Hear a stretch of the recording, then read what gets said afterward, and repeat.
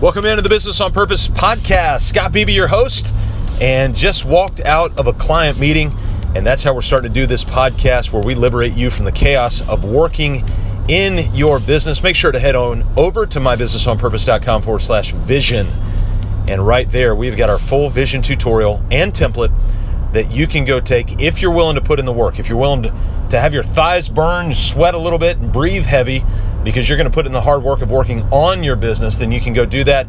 The only ask that we have is if you download it, that you actually implement, which is actually going to be the theme of the podcast episode for this little bit.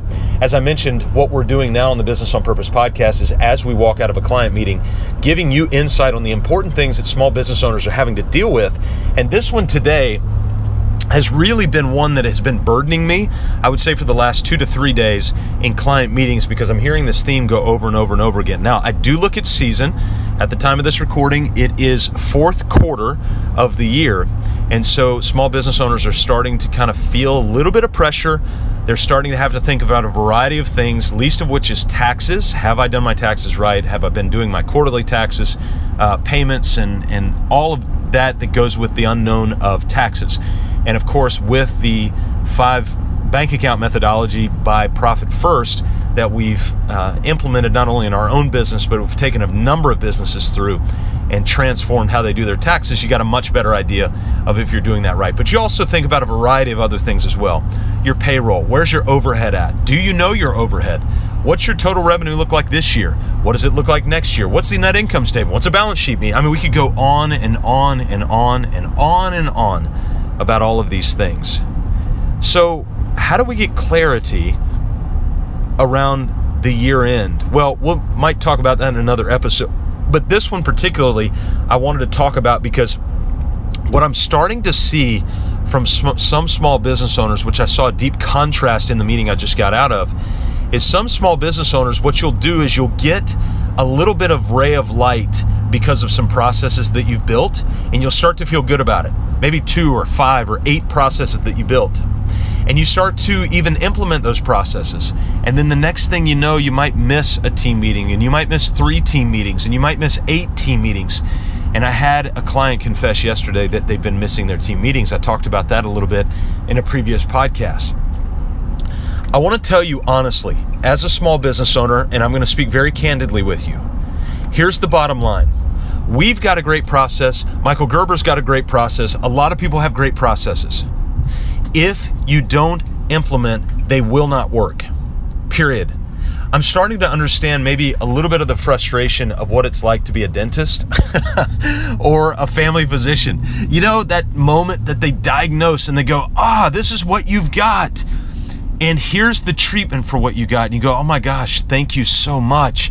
And they send the prescription over to the pharmacy, or they send exactly what you need to the trainer, and they say, hey, this is the therapy of what you need. And you don't do it. Listen, I'm guilty. I am guilty. And I'm starting to understand that's the frustration that a provider may feel, is when they lay out a therapy, when they lay out a training session. That may be the frustration that a personal trainer feels. We lay it out and then we don't follow through. You're a small business owner. You're a hero. You've taken a courageous action. You continue to take courageous actions. I want you to implement.